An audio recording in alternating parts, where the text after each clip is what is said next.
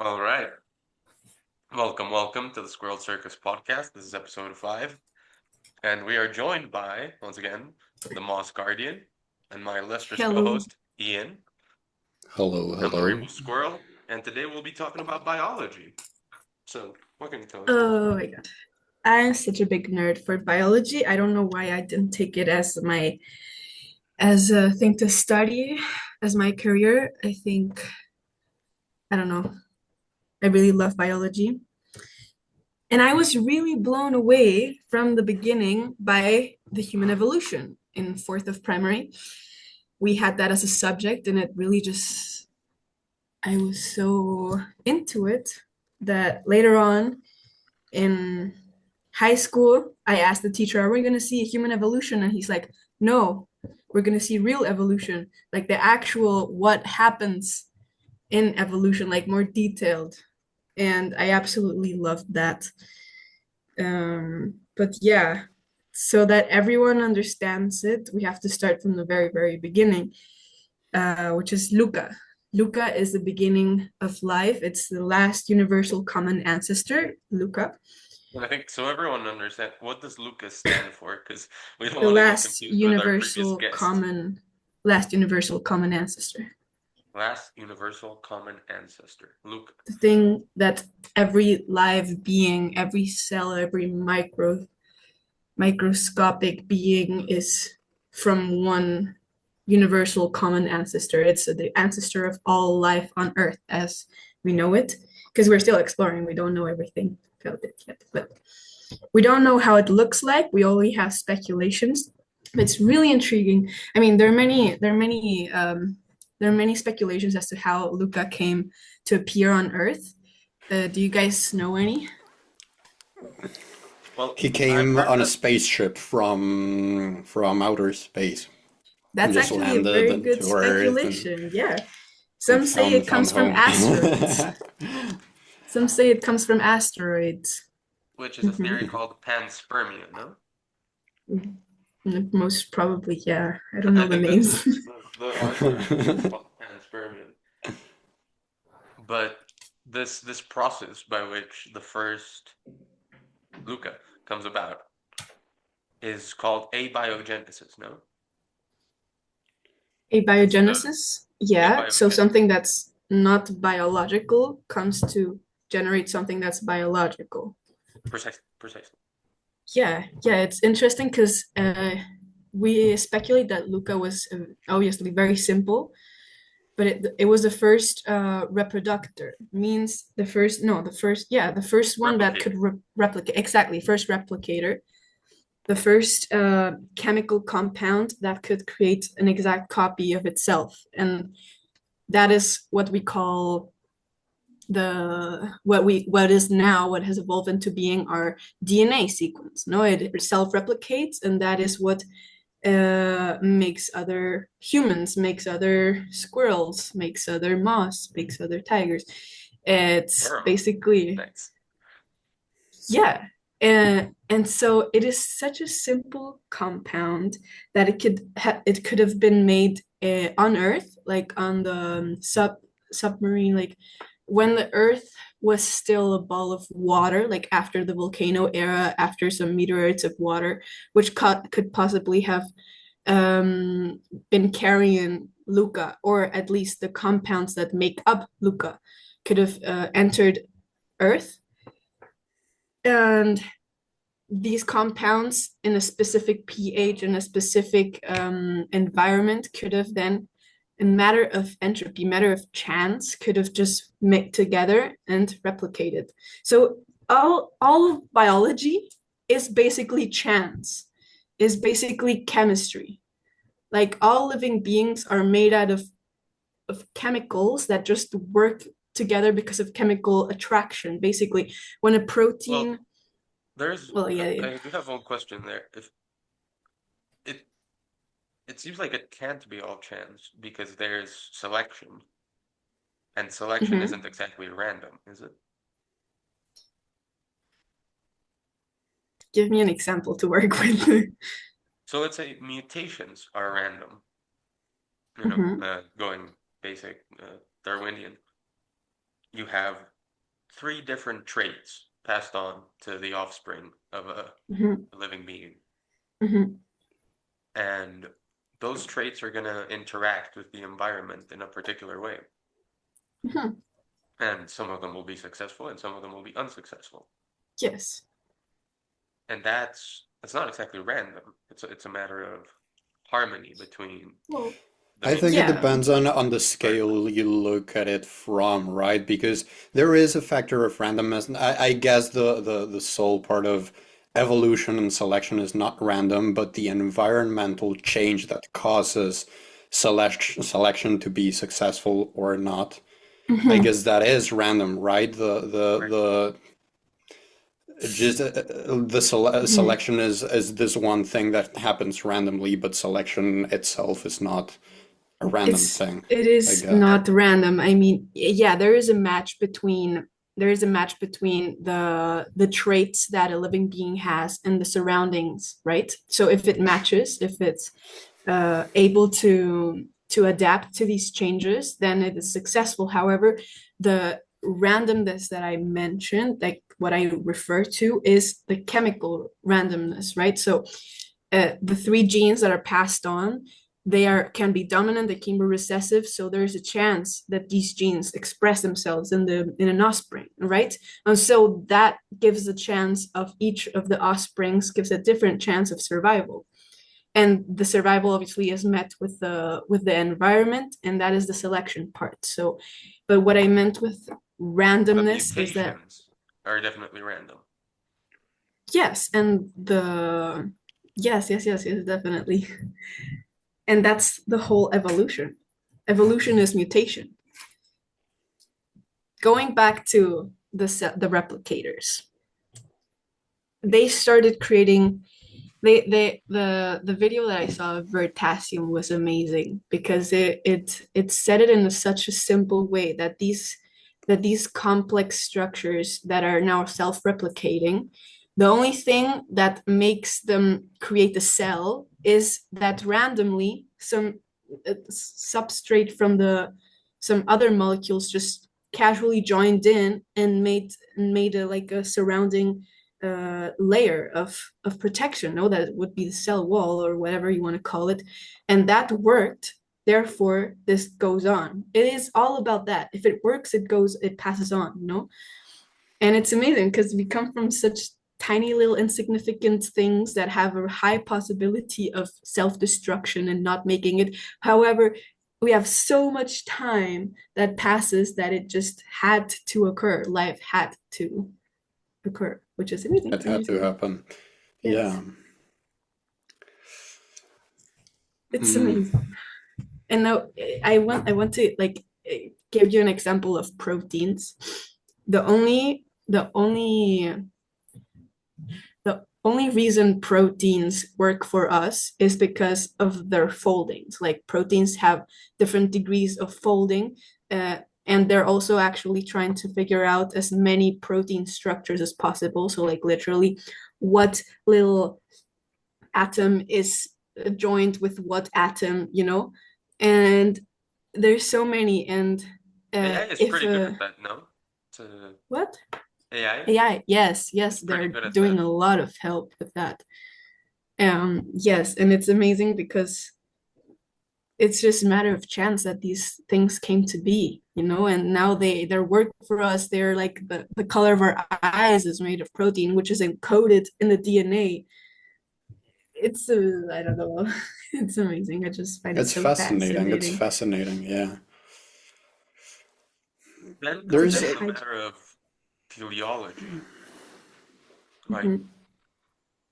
there is chance in how these things are put together, but once they're replicating, there's a direction.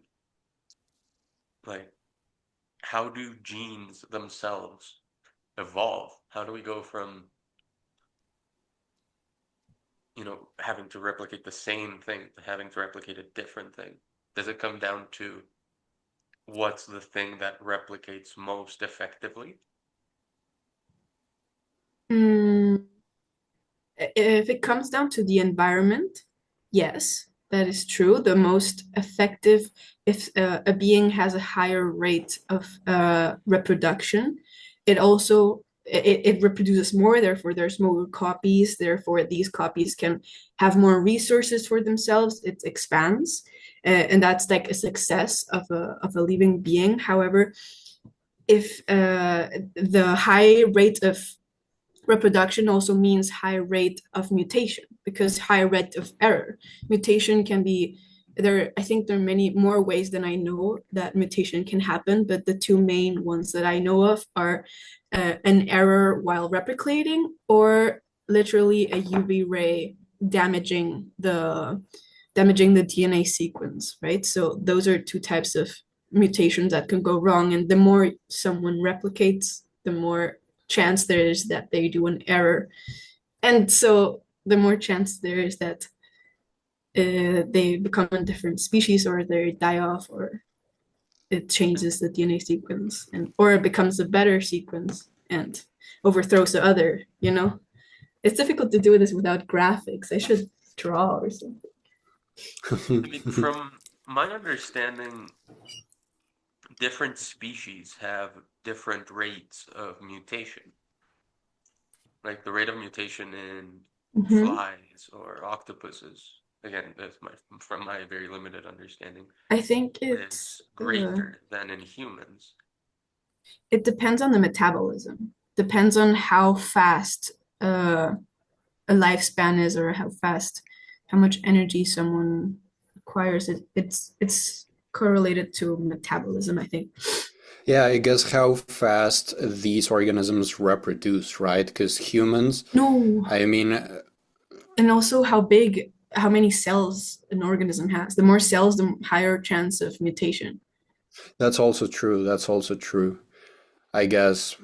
But where I was going to was like, I mean, a fly that reproduces a lot faster and lives a lot less has more chance and a lesser time span to mutate than humans, right? That live Yeah. a much longer life. hmm And it has just occurred to me that we have to separate two mutations: the mutation cancer, tumors, and the mutation of egg cells, of actually the offspring being different. I think that's Right. That's sort of what I meant. Like, different organisms also have different like levels of cancer probability, but also different levels of mutation probability in gametes. yes, So yes, what accounts for that? it accounts on the number of egg cells someone produces, because we only raise perhaps two children, three, or maybe seven. I mean, we only have like let's say less than, I don't know what the average human reproduces, but let's say two. And the spider, for example, could have until many more eggs. So the chance that these are different, and also the lifespan. So more spider generations are in less amount of time.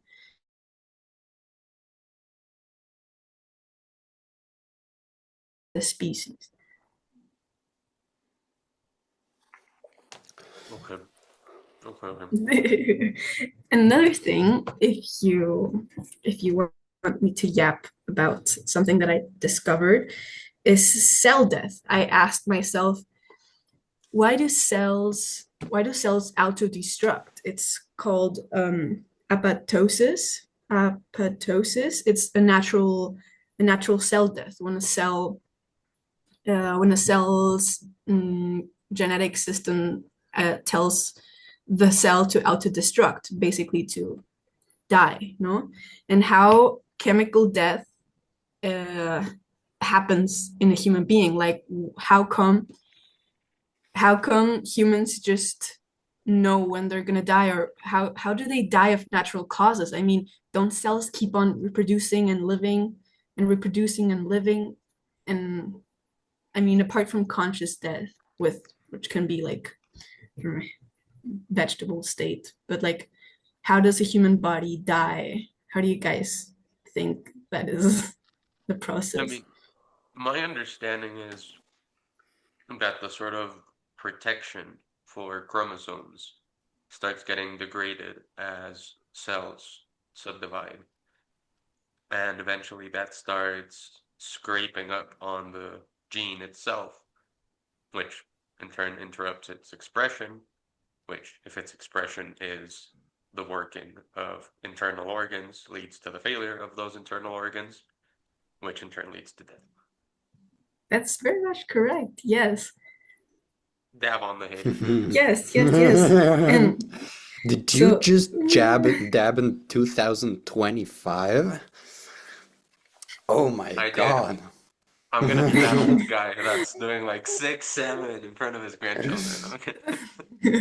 Nah, shut up. but there, Ian knows this guy. There's a guy in the internet trying to become very like younger, trying to become immortal in some sense. Oh yeah, what was his name? Wait, it was uh Why do you have a I chewing I gum? That's know disgusting. I know who you're In the talking about. microphone. oh, can you ASMR can you chewing hear gum. that? Can you hear that? Oh, let me spit that out. I'm sorry about that. ASMR chewing gum session. Mm, Organic matter is disgusting. Evolution is disgusting. we are Yeah, I don't creationists. remember the. Well, anyway, this guy, there's a term, Hayflick limit. The Hayflick limit is, if you remember from biology classes, a chromosome. It has like it's a worm, right? The worm and then the pair of chromosomes are two worms that are joined by a little thing, right? It's an X. That's the genetic code coiled up, like for ready for mitosis or meiosis. And these chromosomes, every time that they replicate, there is a part of the chromosome, let's say the caps from up and down. Let me draw that. Let me draw that. Let me draw. A diagram could be useful. What are those called? What the fuck is that sound? Oh, it's the pen.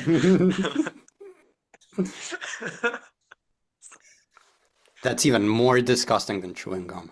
That's I'm sorry worse for than chewing offending gum. you.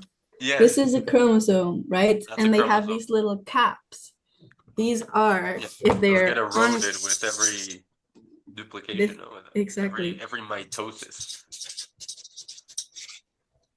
this part here is called the telomere. It's upside down, but right. If it Telomere. uncoils, these little caps are non-coding DNA, which means that they're just sequences that are gibberish, that they do not code for anything. And they're meant there to protect the DNA because every time it divides, it takes part of the sequence, right, of the telomere sequence to start the division.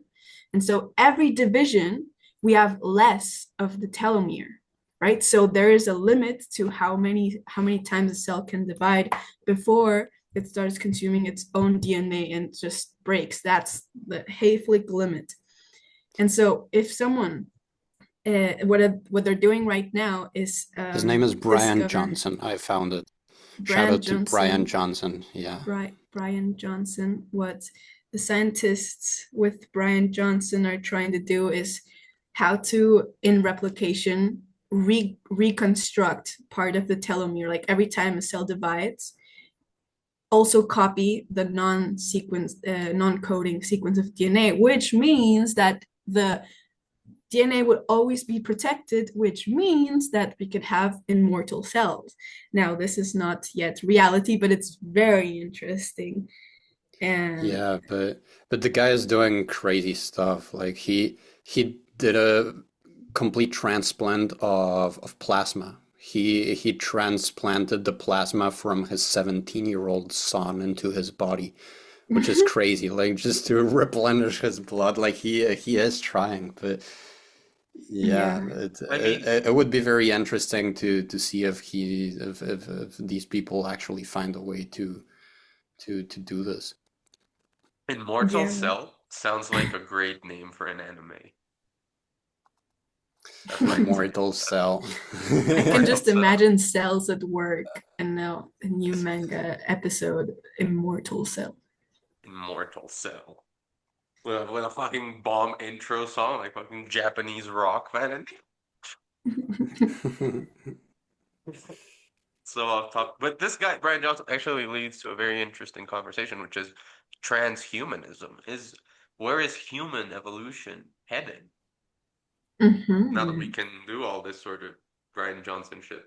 Yeah, I mean, if you think about it, before in the medieval times, evolution was still as effective as on animals, right? If I mean, of course, we were in the bigger communities, which means that we could help each other out more than because we had more infectious diseases, we had less hygiene, which means that the people who had better hygiene survived more, and therefore better hygiene became like it's complicated. It becomes complex when a living being becomes conscious, right? Right. Because Because then it's not just Yeah. genetics, it's memetics as well. exactly, Yeah, it exactly. stops being natural selection, right? And it's like we're reaching a That's point of actually being able to select, right, consciously who we want to mate with, right? Depending yeah, on other things than environment, right? We exactly. mate with who we think is prettier in terms of social constructs, right? And Hmm. I mean, um, sexual selection existed before consciousness, didn't it? Hmm. Yeah, yeah, there it probably did. It definitely. probably did. What I was meaning to say with this is more like the evolution, because many are like saying like, nah, evolution stopped and evolution is does not work on humans anymore. And I don't think that's true. I really think that it's different, but it still is evolution. After all, if you're ugly as fuck and dumb, you're not gonna get a girlfriend. And that means that your genes are not gonna be passed on. So it's See, we effectively the just same. discovered why I'm single. We just discovered all this. Or nah, shut up, shut up. No, It's no, not. no. I wouldn't say you wouldn't get a girlfriend. I think this I'm not talking about you, Rainbow Squirrel Uh, specifically. I don't think you're ugly. I think you're the fucking prettiest man. If I was gay, I would be gay for you. But Thank you. Thank you.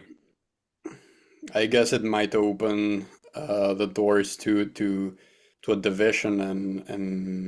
um and species, right? Ugly people mate with ugly people, pretty people mate with pretty people. Or superficial people, they Well, care more about the looks. we want to And do a so podcast about biology, and now we've just gone full eugenics. Full eugenics. it's This still is this. biology. It's still biology. It's still biology. That's right. Oh man. Yeah, and I've also thought about the idea of like how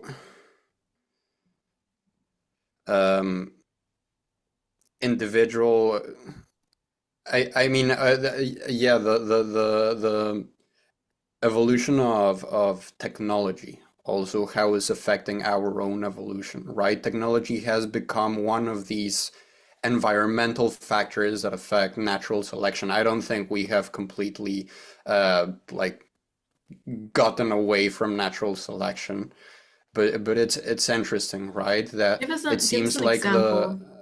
it seems like the physically strong Mhm. don't have an advantage anymore, right? It's more like the ones who can psychologically or mentally adapt to technology, right? I guess that's a reason why we have seen an increase on ADHD. I guess the whole area of ADHD is kind of blurry because everybody it is described differently by everyone, but ADHD, I guess, because of the evolution of technology and the access to massive amounts of information have made one part of humanity kind of start suffering, right? From this. Um, does that make Yeah. sense? Before Mhm. back in the day, all of humanity was that being alive just, I guess, even for most organisms, being alive is nearly impossible. What's like the mortality rate for lion cubs? It has to be like It Oh around was my 90%. extremely God, high. yeah. It was extremely high. Extremely high. With monkeys, it's the same. With I imagine I haven't researched dolphins, but I imagine on dolphins it's around the same. Yeah. But it's like the genetically strong human being, like physically, kind of has a potential that is being desperdiciado, right? At this point in history, right? And this Wasted. it's wasted, yeah. And I guess Well, it's like having adapted. having having this potential kind of needs to be expressed in some way, and since it's suppressed because one doesn't have to work physically anymore because we have uh technology, it creates, I guess it leads to certain types of depression, right? And certain types Hmm. of crises that affect evolution and affect the way we are mutating towards the future. And this is I Hmm. don't why know. sports are really important. Like Oh yeah, to totally, get totally. to get that energy channeled for these people who are more physically inclined, you need to have a competitive, strength-based environment to make up for the lack of that in the real world. And so Basically, there's American football, there's boxing, there's basketball, Yeah, every yeah. and sport on earth. Yeah. So basically, football is like Football. the is the same thing as going hunting with a man. Is going hunting you, with a man for the psychologically boys. it's the same. Yeah, yeah, Yeah, yeah, it's yeah. just a That does make feral sense. battleground. So, what would you say makes a human being mm, more advantageous in these changing environments of today? What does a man have to have, or an attribute, a human being, to be able to get his genes across and not die before that? I think it comes down to aptitude with language. All Because right. think about with computers and AI, what's going to matter? Coding. Coding is going to be the biggest thing. And being able to prompt correctly. Those are both But language things. does Then you that have make you, finance. but does that make you like make a chain? Does that make you die if you don't know how to code? Well, coding is one manifestation of aptitude for language. Uh-huh. Yeah, It I can also guess if you be, have aptitude for language in general, you're gonna be better at coding yeah, you're going to be than better at coding. if you don't, right? You're going to be Um, better at math. You're going to be better at finance. You're going to be better at interacting with other people. And that's going to be the ultimate skill. Because money is just communication, language is communication, coding is communication. Exactly, but what does that help you? What does the skill help you to survive and to pass on your genes? How is that related to that? I guess in today's society, to kind of be attractive for a mate, you need to have some kind of economical success, right? I think economical success is one of those Okay. main things a human mate is looking for. If you don't know how to do these things in a world where you don't need to be physically strong anymore, you just need some kind of mental strength. If you don't have this mental strength, um, you just won't be able to be successful, right? I mean, And I'm thinking, there is a flip side. I hadn't thought about this, but there's a flip side.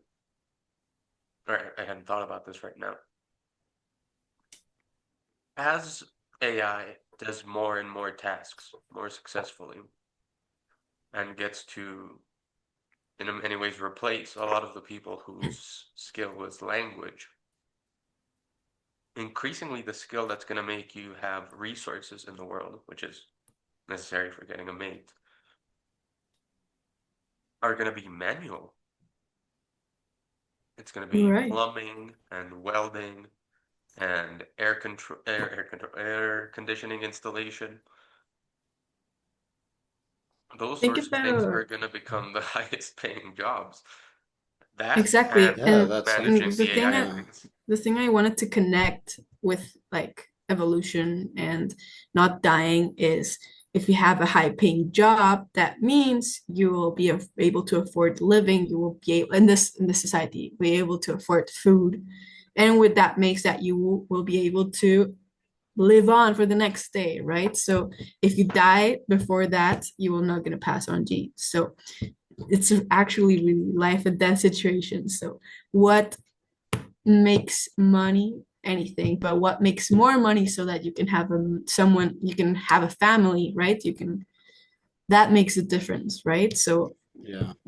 that's what a human person needs right now is food, right? Some resources. However, you get this food is money or skills to have garden, chickens. I think I've been thinking there's also a um I don't know if you guys would agree with me that certain individuals have a higher sensitivity to existence Mhm.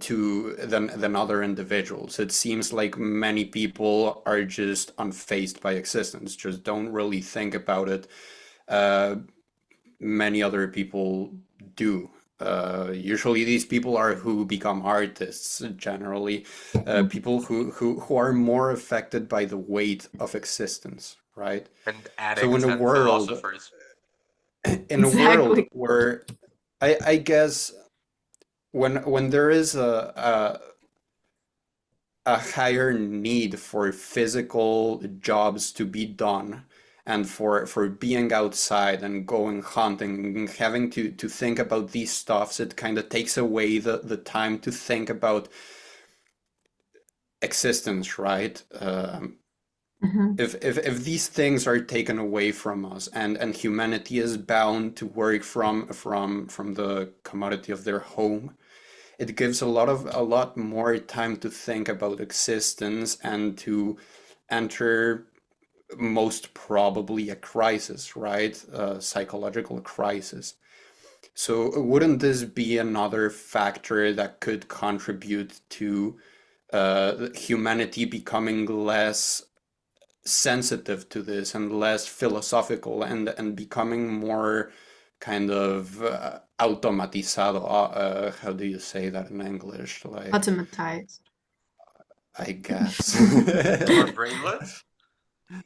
Yeah, I guess. With more More commodities. brainless and With more yeah, but also commodities. brainless because the sensitive ones Kill will themselves. face depression, right? And this will be, I guess, this can be like a big factor in natural selection, right? Mhm. Depression leads you to just from not Yeah. being able to procreate to just suicide, That's death. the yeah, Right? See, that's the cruel thing about it. I mean, if you're not adapted to today's world, either you die or you suffer, right?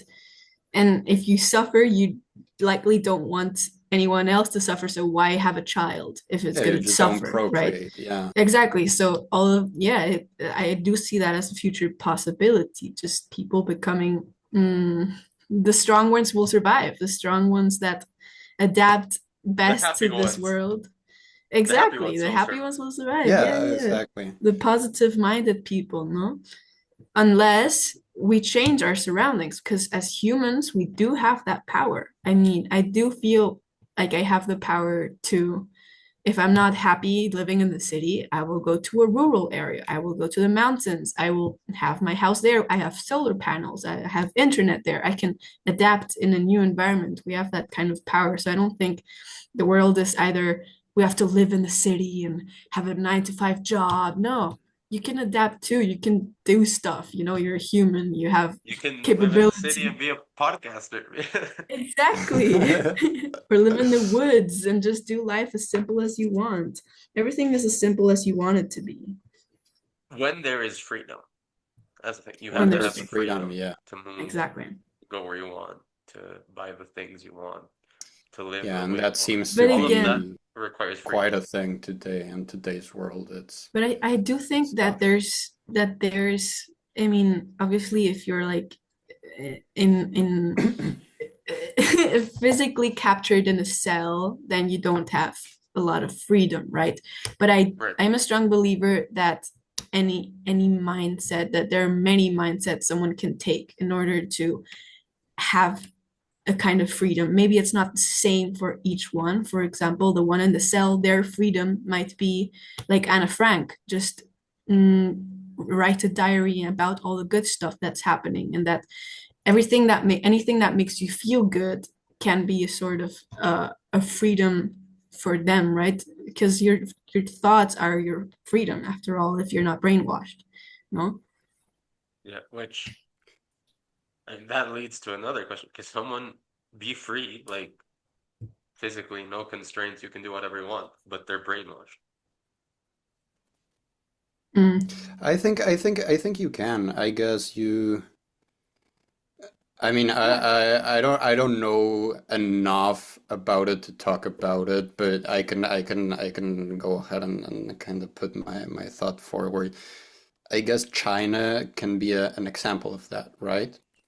I don't think people in China necessarily are unhappy. Like we've seen lately all these traveling influencers. Well, not so long ago, China kind of opened its border pretty openly for tourists. And we see these travel influencers. We see shout out to Mike OK, my Yeah, fucking we love him. we see him going into China, going into deep China, not only the touristic places, but going into rural China and seeing how people live in this brainwashed society, but are happy and live in a community and live. It's it's interesting. It's very interesting. I find it dangerous, the idea that it's essentially a fascist government that can't be called a communist or capitalist. That what's essentially a fascist society can be happy. I think And that also, let's define brainwashing, because I feel like the same as I think it's relative. Relative to what, right? well, you use Correct the me term if I'm first. You go wrong. first. Would I, because Ian and I had this discussion before, and maybe not, I don't know. Afterwards, you will tell me your refutations, but I will say it clearly for what I think, right? So for me, brainwashed, what means brainwashed? It means that someone is not having their true opinion. It's some kind of external opinion put on them, and they cannot edit this opinion, right? That's what I feel like brainwashed could be. Uh, People in China, I do not think that they're forcefully having this opinion. It's something that they're born into, that they learn, right? I don't know this. I'm thinking that it's like that. Um, and so I don't think if you ask a Chinese, hey, are you brainwashed? I don't think they're gonna say like, yeah, I think whatever my, I mean, of course, North That's the Korea is a thing with different thing. brainwashing. If you're brainwashed, you're Yeah, Exactly. probably gonna So say from the yes, I'm perspective brainwashed. of a Western world, they are brainwashed, right? But from their perspective, we are brainwashed, right? Right. Or That's why I was saying of someone that can be brainwashed, but in a free society. I was sort of referring to uh-huh, Western nations like right. ours. okay, yeah. So I Like think, we are free. We have or at least mostly free, but at the same time, through academia and the media, we have sort of our thoughts controlled and mhm. guided in different directions. But That's are what I we was talking about. In the China, it's thing? different. It's like maybe you can think whatever you want in China, but it's like try saying it. Try saying it to the government, so you would see what it Yeah, and does. I feel like there's also a difference between being brainwashed in the sense of being born and thrown into this experience of life in a very controlled society where you just don't know otherwise, or being born into a, like you say, a free society where you can develop your own thoughts and your own ideas without anyone interfering with them or blocking them, and then being imposed something, right? Then being thrown into not being able to think the way you have always thought. So brainwashing, what is really brainwashing? There is this one side of brainwashing, there is this other side of brainwashing. What is freedom at the end of the day, right? I don't think Yeah, people we're in gonna have to China make a whole video who about that. oh yeah, we definitely do. I don't think people in China um, well, they're born into this, right? They're born into it, and they're born into this very complex It works for language, and they're them. born into this very controlled society, but they don't think otherwise because they don't even have the possibility, you know? It's Hmm. Just and think it does this in. really lead to demise or does this lead to happiness, even though it is a controlled happiness? Does it really matter? I don't know. I don't know if I have an opinion on this. I mean, it's tough. I definitely say that systems where there is no freedom, even when there's illusory happiness, end up falling apart. Okay, And when they I fall guess we'll apart, see. I guess we'll that's see. some I mean, characteristic. it's Well, we cool that have we seen, that we live in this planet where all these things are happening and all these possibilities are happening. And I that think we we'll see. know. I'm pretty excited to for the future. It's gonna be interesting. It's gonna be tough. It's gonna be Mm. crazy, but interesting I am. nevertheless. My philosophy is if you're happy and you feel happy, that's all that matters because you live 80 years, and if you want to spend them truly finding what makes you happy when you're already happy, like I feel like the more time spent being happy and having good experiences in life is more worth it than being unhappy trying to find this actual or real or genuine or unbrainwashed happiness. That's my well, philosophy. there's a thought experiment of what if we had a society sort of like the Matrix, where everyone was just sort of plugged into a bed and they just had heroin flowing into them like 24/7. Oh, They'd be a form of happiness, I don't know because happiness also I relate it to quality of life, right? Say- in But say they have because all the food they need. if you mm, but do they feel challenged emotionally? I mean, not challenge. I mean, like, No, do but they channeled is the right word. Challenged is the right word. challenged in the way of the We brain? need a challenge. Yes, we need a Yeah, challenge. exactly, exactly. And that calls to something higher than happiness. Like happiness is a byproduct of pursuing the right challenge. But how can you know what the right challenge is if you're not free? Free I in the think, I proper think, I sense. think, well, there is no, again, I don't think there is such thing as a right or wrong challenge, right? It's the challenges that present before you. Again, going back to the people in China, they, there is, I feel like there is not even a necessity for an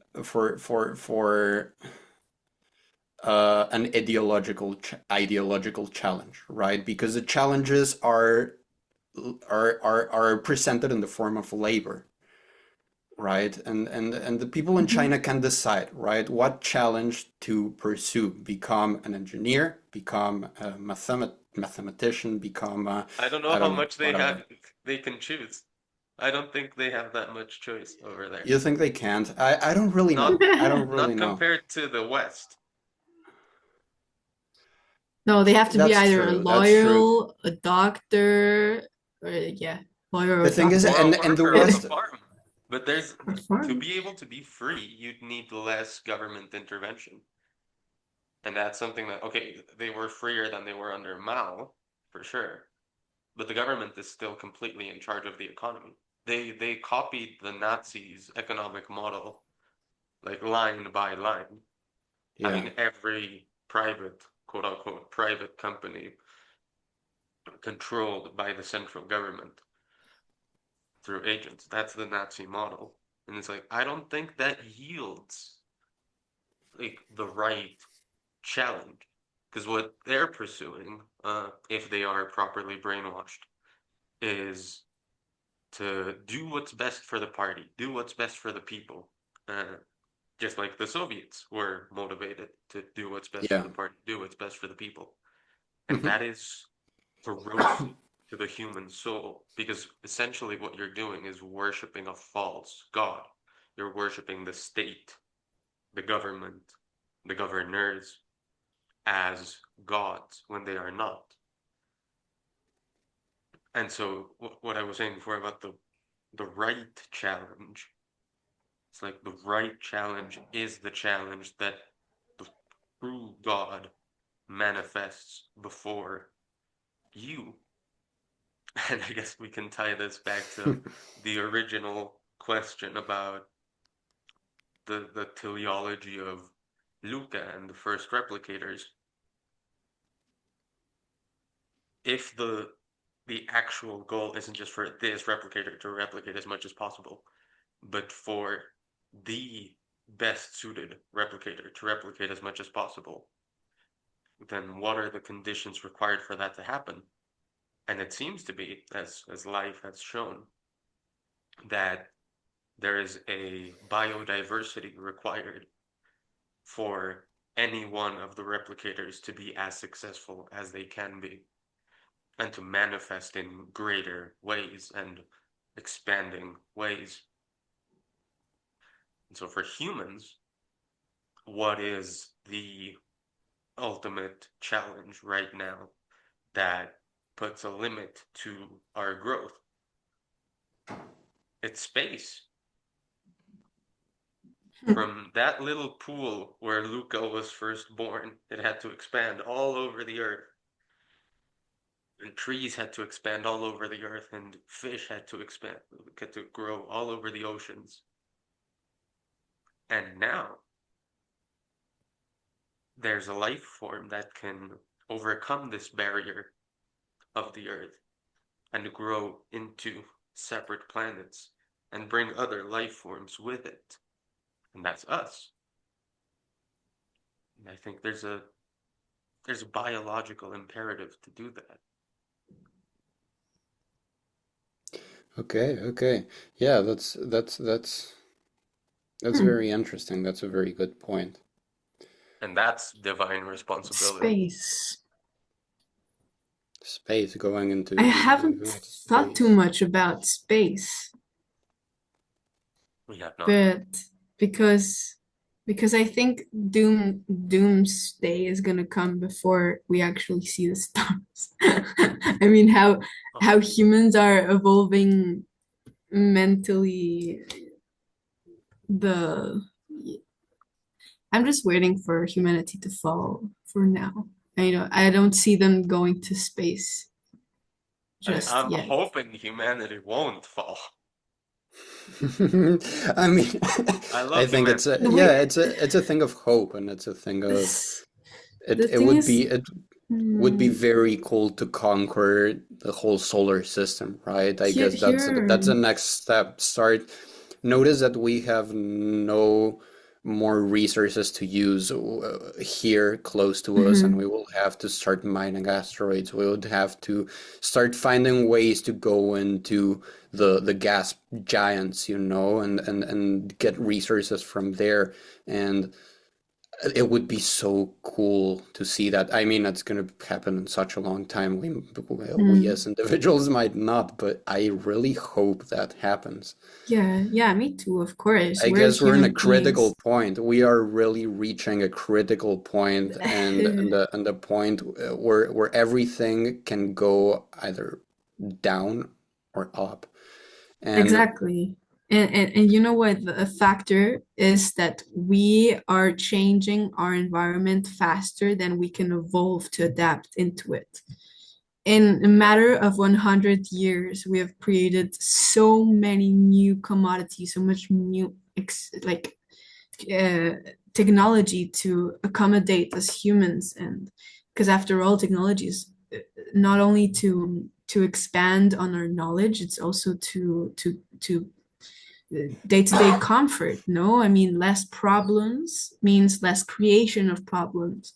That's why there is so much more anxiety, so much more existential crisis, because we have to create our own problems. We have this need to stay challenged, right?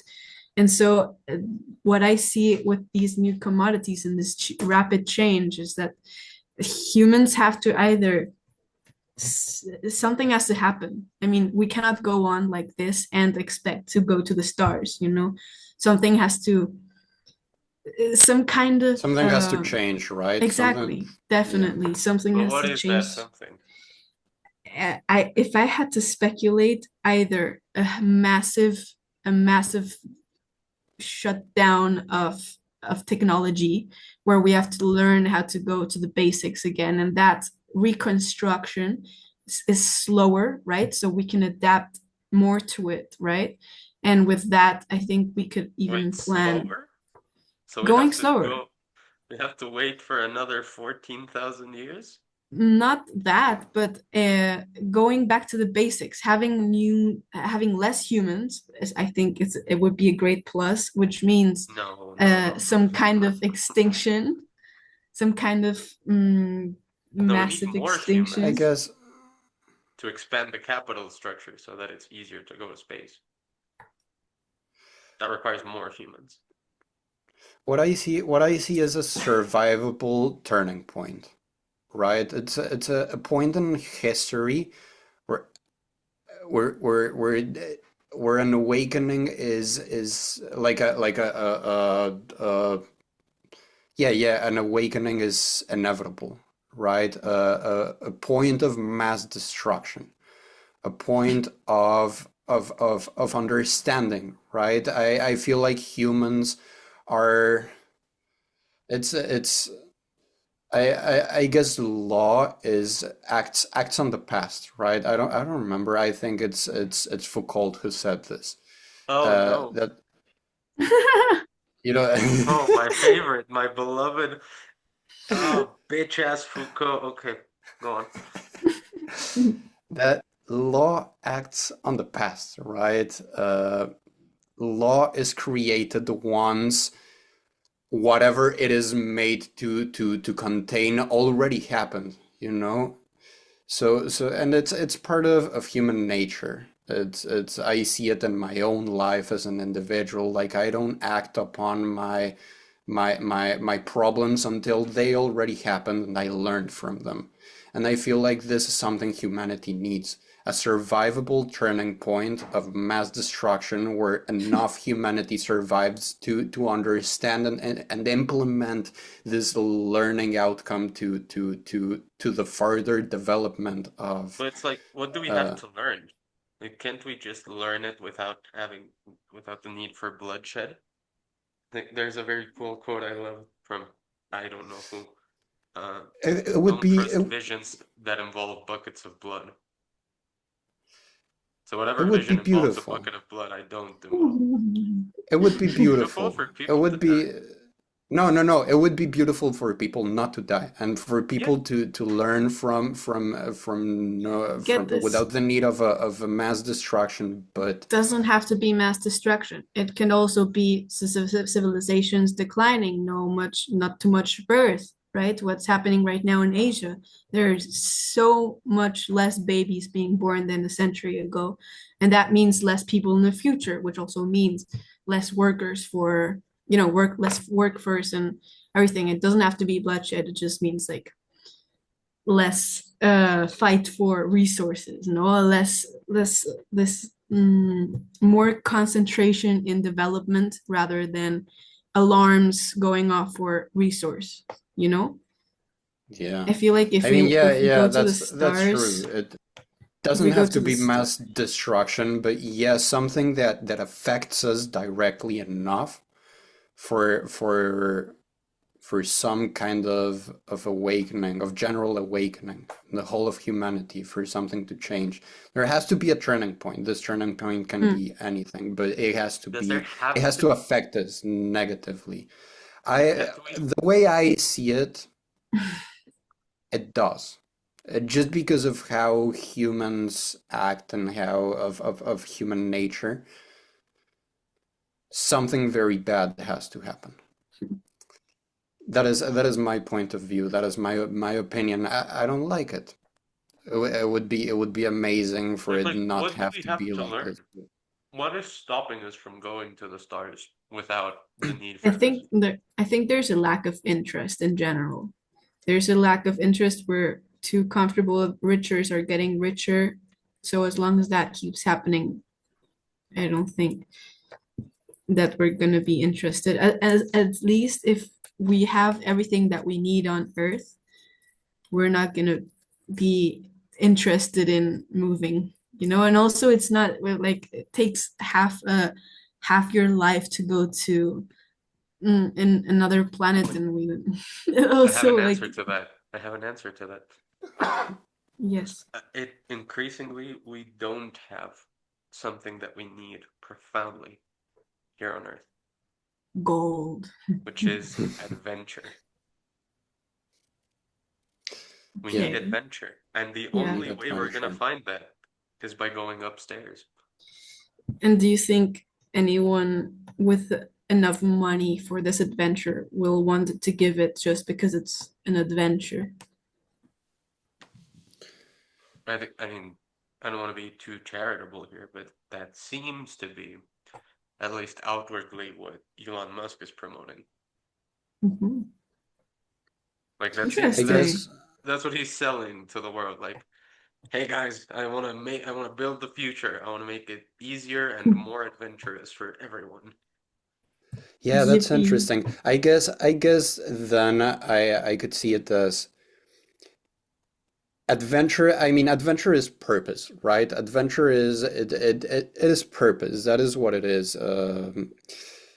I feel like adventure is a resource that is limited on this planet, Mhm. such as water, such as wood, such as soil, such as oil. How come? Adventure is a resource.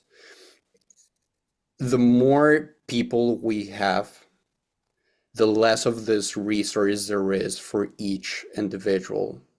I'm not understanding. Can you give an example? Like, The need of we are like technological advancements. There is a point where you have already solved all your problems with technology, right? And new problems arise, but Mm, these problems ain't as real as the problems there were in the past, okay. right? There are fake problems that are solved with fake solutions, and there's a point where these it just starts becoming pointless, right? It's just part of the human nature of needing purpose and looking for purpose and adventure. But there is a point where life has become so easy because of technology, that because there has been so much human potential because of the amount of humans there is on Earth, that it is very difficult in this massive society to just find these new things to create, right? So each time more and more of us have nothing to do because Mm-hmm. everything is already solved. Mm-hmm. I guess my thing is the even the most primordial life forms need growth. You need expansion. Mhm. So how could it be a good thing for humans to go against that and to shrink and contract? That's the first thing. And then with humans, there is another layer. It's not just about growth, it's about growth and happiness. And so the Mhm. question is, how do we get as much growth and as much happiness as possible? And the way to do that is to conquer the universe. Yeah, I guess that makes sense. That And so does make anything that sense. gets in the way of that, like authoritarian governments, not very effective at doing that, like nihilistic worldviews, like worries about overpopulation, are counterproductive to the end of humanity. I guess what I meant with shrinking is more like taking it a notch back with the commodities, with the technologies, learning back to do the manual labor, to actually have real problems. No, if we're less, that means we have less help of each other. That means we have to develop our own strategies and help ourselves learn to be stronger. No, and that for me gives a lot of happiness, I think. No, But if people can't you, choose to do that. They just don't. yeah, exactly. Like, So if something I big guess happens, they're yeah, they forced can't to. choose. They have to do it. Exactly, but that's bad. That won't make them happier. I guarantee you that won't make them happier. There's also this sense of guilt, no? At least for me, I don't feel like humanity can go on growing and expanding because we're Why? harming.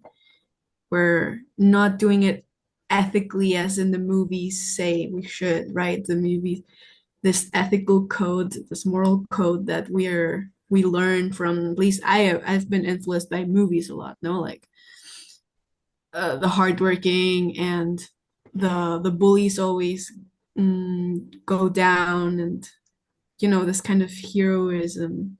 yeah, the hero always wins, right? And Exactly, exactly. And so The hero would win, but the the hero is the one that wants to protect the community and have it grow. Mhm. I Like the guess that dragon this is the hmm, dangerous thing, no? The dragon is hmm. the bad, the things that can hurt us. And what I'm essentially hearing is, well, the dragon needs to burn the town so that the villagers learn to respect the hero. And I'm saying, no, it's the exact opposite. The hero needs to Yeah, go and yeah. kill the dragon so that the town is protected.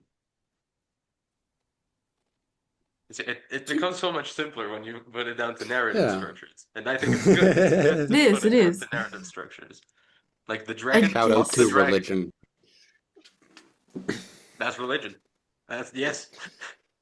And I guess there can't be five heroes for just one dragon, right?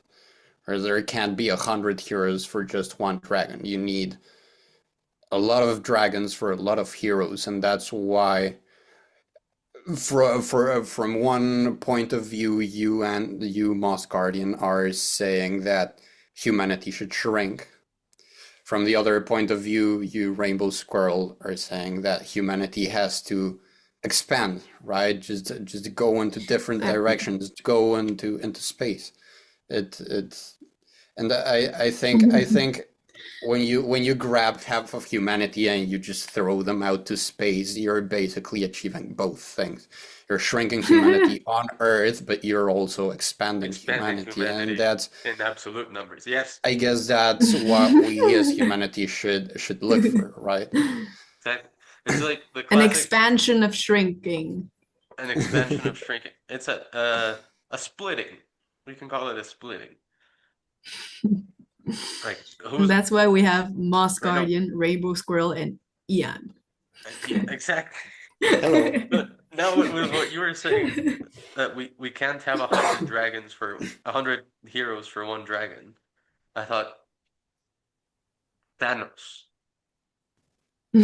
Thanos is the dragon that needs 100 heroes to kick his ass. But Because he 100 has steps to kick his ass, no? 100, yes. And so what is Thanos' point? Oh well, for people to learn, for people to manage the resources correctly, I need to shrink the population pretty fast.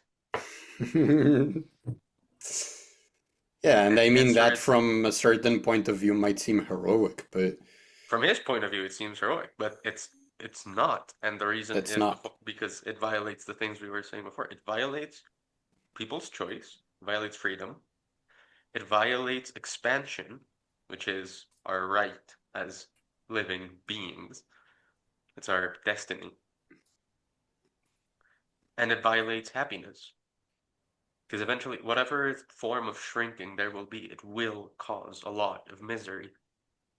Yeah, Because I can go with the going out of space thing. It's pretty cool. I find that you convinced me. I feel like that's a very good possibility. yes, I still hope for the doom of humanity because I'm a cruel, bad person, and I really hope that we can have more of this earth with less people. For ourselves, just for Exactly, ourselves. Yeah, exactly. yeah. So Fuck everyone more else. nature and more nature, less cities and less. cities But are that's And nature. send them to space. Just put them in a ship, all the more moss. millionaires I and meant more moss. the authoritarians, and More just moss. throw them out to space.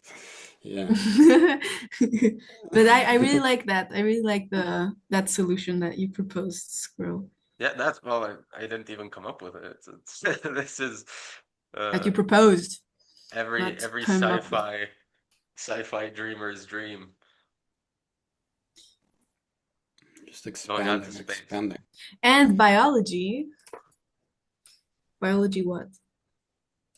Biology Yes, wins. so if we go up to the stars, that means that there's going to be new niches, new ecological niches. It's going to be Ex- new It's not just going to environments be to. human life expanding. It's going to be our microbiome expanding. It's going to be plant Exactly. life And we're gonna diversifying. have to adapt there. We're gonna actually, I do think that the aliens that we see in sci-fi are actually humans that have evolved so much that are not anymore humans that cannot mate with humans again, Yeah, and like therefore in they're all new tomorrows. species.